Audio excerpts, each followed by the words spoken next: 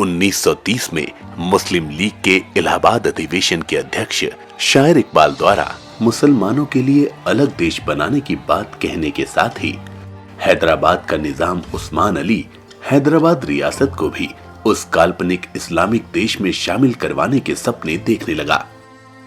लेकिन रियासत में हिंदुओं की 85% से अधिक जनसंख्या के होते हुए ऐसा होना संभव नहीं था।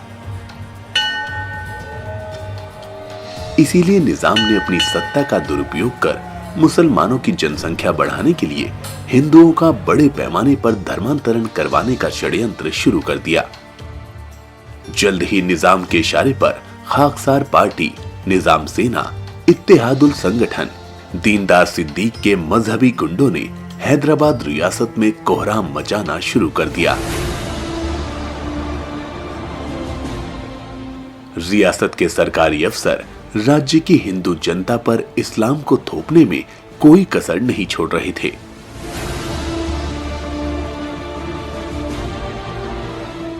अनेक शहरों और गांवों के पुराने नामों को बदलकर इस्लामिक नाम दे दिया गया। अखोली जहीराबाद बना, बीदर का नाम बदलकर मोहम्मदाबाद और धाराशिव का नाम उस्मानाबाद कर दिया गया। निजाम के टुकड़ों पर पलने वाले मौलवी हिंदू दलितों को गुमराह कर उनका धर्म परिवर्तन करने में जुट गए और उन्हें हिंदुओं के खिलाफ ही बगावत करने के लिए भड़काने लगे। वहीं दूसरी ओर निजाम के रजाकार गांवों को लूट रहे थे, हिंदू महिलाओं और लड़कियों के साथ दुष्कर्म कर रहे थे। हजारों हिंदू बच्चों की जबरन सुन्नत कर दी गई और जो लोग किसी काम के नहीं थे उन्हें मौत के घाट उतार दिया गया। रियासत में मजहब के नाम पर हो रहे अत्याचारों पर पर्दा डालने के लिए निजाम कुछ हिंदू मंदिरों को धन देता था और बदले में उन मंदिरों के लालची पुजारी निजाम की उदारता के गीत गाते थे। 85% की भारी जनसंख्या होने के बावजूद हैदराबाद रियासत हिंदू संगठित नहीं था और इसी कारण से 10% जनसंख्या वाले मुसलमान उन पर पूरी आजादी से बेरोक टोक अत्याचार कर पा रहे थे।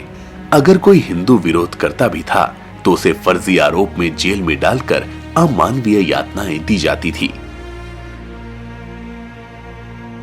एक और निजाम ये सब अत्याचार कर रहा था, वहीं सेकुलरता का लबादा ओढ़े बैठे गांधी जी से कोई सहायता मिलने की उम्मीद नहीं दिख रही थी।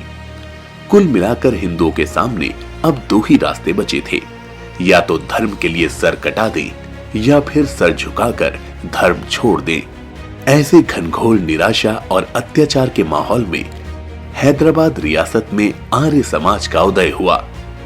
देखते ही देखते रियासत में 200 से अधिक स्थानों पर आर्य समाज मंदिरों की स्थापना हो गई। आर्य समाज ने हिंदुओं को संबल प्रदान किया और उन्हें निजाम के अत्याचारों के सामने न झुकने के लिए प्रेरित किया। इतना ही नहीं, आर्य समाज के प्रचारकों ने निजाम के अत्याचारों और प्रलोभनों के सामने झुककर धर्म छोड़ चुके हिंदुओं की घर वापसी का अभियान भी शुरू कर दिया। ये सब देखकर निजाम और उसके गुर्गे अच्छे से समझ गए कि जब तक आर्य समाज रहेगा तब तक हैदराबाद रियासत का इस्लामीकरण होना संभव नहीं है। आर्य समाज को रास्ते से हटाने के लिए निजाम ने आर्य समाज पर तरह तरह के प्रतिबंध लगाने शुरू कर दिए। यज्ञशालाओं और आर्य समाज मंदिरों को ध्वस्त किया जाने लगा। आर्य समाज द्वारा धर्म प्रचार करने और जलसा जुलूस पर प्रतिबंध लगा दिए गए। रियासत के बाहर से आर्य उपदेशकों के आने पर भी रोक लगा दी गई। बिना अनुमति के आर्य समाज मंदिरों में साप्ताहिक सत्संग पर भी रोक लगा दी गई। आर्य समाज के ओम ध्वज की जगह निजाम का ध्वज फहराने का आदेश दे दिया गया। इतना ही नहीं, आर्य समाज के अनेक कार्यकर्ताओं को फर्जी आपराधिक मामलों में फंसाकर जेल में डाल दिया गया। गुंजोटी में मुस्लिमों द्वारा आर्य समाजी कार्यकर्ता वेद प्रकाश की निर्मम हत्या के साथ ही हैदराबाद रियासत में आर्य समाज के कार्यकर्ताओं के बलिदानों का सिलसिला भी शुरू हो गया। हालांकि इतना कुछ होने के बाद भी आर्य समाज डटा रहा। आर्य समाज ने इस मुद्दे को बातचीत से सुलझाने का प्रयास किया और निजाम की ओर से अत्याचारों को बंद करने के आश्वासन भी दिए गए, लेकिन मजहबी उन्माद में डूबे निजाम के अत्याचार बंद न हुए। निजाम द्वारा दिखाई जा रही बेशर्मी और धूर्तता से आर्य समाज के देशव्यापी संगठन में रोष फैलने लगा। इस मुद्दे पर आगे की रणनीति तैयार करने के लिए आर्य समाज ने शोलापुर में आर्य महासम्मेलन आहूत किया, जिसमें आर्य समाज की सर्वोच्च संस्था सार्वदेशिक आर्य प्रतिनिधि सभा ने बातचीत से कोई समाधान न निकलता देख हैदराबाद रियासत के विरुद्ध सत्याग्रह करने की घोषणा की। सत्याग्रह की घोषणा होते ही पूरे देश से आर्य समाज के कार्यकर्ताओं में हैदराबाद रियासत पहुंचने की होड़ मच गई और हजारों की संख्या में सत्याग्रहियों के हैदराबाद पहुंचने की सूचनाएं प्राप्त होने लगी। महात्मा नारायण स्वामी जी ने 31 जनवरी 1939 को सत्याग्रह शुरू करने की घोषणा की। सत्याग्रह सिद्धांत के अनुसार स्वामी जी ने तार द्वारा इसकी सूचना गुलबर्गा के सूबेदार को भेज दी। इस घोषणा से रियासत में तहलका मच गया और आनंद फानन में सत्याग्रह को रोकने के लिए तैयारियां की जाने लगी।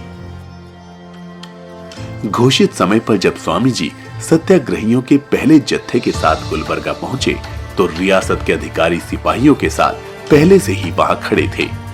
अधिकारी ने स्वामी जी को रियासत से बाहर चले जाने का आदेश दिया, लेकिन स्वामी जी और उनके साथियों ने साफ इनकार कर दिया, जिसके बाद सभी आंदोलनकारियों को गिरफ्तार कर लिया गया और स्वामी जी के साथ बाकी सभी सत्याग्रहियों के खिलाफ रियासत की अदालत में अभियोग चलाकर 1-1 वर्ष के कड़े कारागार का दंड दिया गया। इस घटनाक्रम के बाद तो आंदोलन ने जैसे आग ही पकड़ ली। एक नहीं दो चार नहीं लाखों हैं वीर खजाने में। एक नहीं दो चार नहीं लाखों हैं वीर खजाने में। भीड़ लगी मिटने वालों की आगे बढ़ बढ़ जाने में। भीड़ लगी मिटने वालों की आगे बढ़ बढ़ जाने में। भर देंगे जेल खाने हैं वीर दयानंद के। भर देंगे जेल खाने हैं वीर दयानंद के। हमको सब दुनिया जाने हैं वीर दयानंद के। हमको सब दुनिया जाने हैं वीर दयानंद। कुंवर चांद करण शारदा, खुशहाल चंद खुरसंद, पंडित धुरेंद्र, पंडित वेदव्रत, महाशय कृष्ण और पंडित ज्ञानेंद्र के नेतृत्व में एक के बाद एक 6 जत्थों में हजारों आर्य समाजी आंदोलनकारी हैदराबाद रियासत पहुंच गए और रियासत की अदालतों में उन पर एक तरफा अभियोग चलाकर उनको सजा सुना दी गई। लेकिन आर्य सत्याग्रहियों की भारी संख्या के सामने रियासत की जेलें छोटी पड़ रही थी और नए कैदियों को रखने के लिए जगह न बची थी। इसके बाद आर्य सत्याग्रहियों को रखने के लिए अस्थायी जेलें बनानी पड़ी। जब सत्याग्रह की घोषणा हुई थी तो निजाम ने इसे कोरी धमकी समझा था। उसने सोचा था कि अगर सत्याग्रह शुरू हो भी गया तो इसे कुचल दिया जाएगा, लेकिन सत्याग्रह न केवल शुरू हुआ बल्कि इसने हैदराबाद रियासत की चूलें हिला दी। रियासत के इस्लामीकरण की योजना में खलल पड़ते देख निजाम तिलमिला उठा। जेलों में सत्याग्रहियों को अमानवीय यातनाएं दी जाने लगी, उनके साथ बेवजह मारपीट की जाने लगी और कड़ा परिश्रम करवाया जाने लगा। खराब भोजन और पानी दिए जाने के कारण अनेक सत्याग्रही बीमार पड़ गए। उसमें भी हद तो तब हो जाती जब इत्तेहादुल संगठन के गुंडे जेलों में घुसकर पुलिस के सामने ही सत्याग्रहियों को बेरहमी से मारने पीटने लगते। लेकिन आंदोलन को कुचलने के लिए निजाम ने जितने हथकंडे अपनाए, उन्होंने आंदोलन को और भी अधिक भड़काने का काम किया। अत्याचारों और बलिदानों की खबरों के बीच 8वां जत्था पंडित विनायक राव विद्यालंकार के नेतृत्व में हैदराबाद कूच के लिए बढ़ चला। जेलों में बंद पहले 7 जत्थों के प्रबल आंदोलन से पहले ही हैदराबाद रियासत के पेच ढीले पड़ चुके थे और अब 8वें जत्थे के आने की सूचना से निजाम के होश उड़ गए। हालात कितने गंभीर हो चुके थे इसका अंदाजा इस बात से लग जाता है कि रियासत के कट्टर इस्लामी अखबार वक्त ने अपने 7 जुलाई 1939 के अंक में भविष्यवाणी कर दी कि 8वें जत्थे के सत्याग्रह की नौबत नहीं आएगी। निजाम सरकार उससे पहले ही आर्य समाज के सामने झुक जाएगी। आर्य समाज के जबरदस्त आंदोलन और दबाव के चलते आखिरकार 17 जुलाई 1939 को निजाम ने घुटने टेक दिए। उसने हिंदुओं का उत्पीड़न रोकने और आर्य समाज से सब प्रतिबंध हटाने की सरकारी घोषणा की। ये विजय महर्षि दयानंद के सेनानियों द्वारा सनातन धर्म की रक्षा के लिए दिए सर्वोच्च बलिदान और वैचारिक दृढ़ता का ही परिणाम था, जिसने हैदराबाद की शक्तिशाली रियासत को निहत्थे ही झुकने पर मजबूर कर दिया। आंदोलन प्रारंभ होने से पहले ही धर्म प्रचार करने के लिए आर्य समाज के 10 से अधिक कार्यकर्ताओं का बलिदान हो चुका था। आंदोलन काल में जेलों में सत्याग्रहियों से कड़ा परिश्रम करवाने, मारपीट करने, बीमारों व पिटाई से घायलों का इलाज न करवाने, घटिया भोजन पानी आदि कारणों से 25 और आर्य वीरों का बलिदान हो गया। ऐसे आर्य वीरों की संख्या तो हजारों में पहुंचती है, जिनके शरीर पर हैदराबाद रियासत के अमानवीय अत्याचारों के निशान मरते दम तक बने रहे। 1947 में देश तो आजाद हो गया, लेकिन हैदराबाद का निजाम अपनी औकात दिखाने से बाज नहीं आया।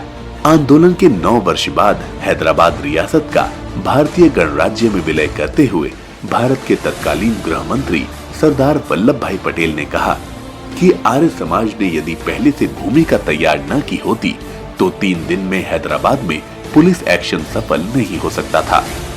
स्वतंत्रता के बाद भारत सरकार ने हैदराबाद आंदोलन के सभी आंदोलनकारियों के सम्मान में उन्हें स्वतंत्रता सेनानी का दर्जा दिया।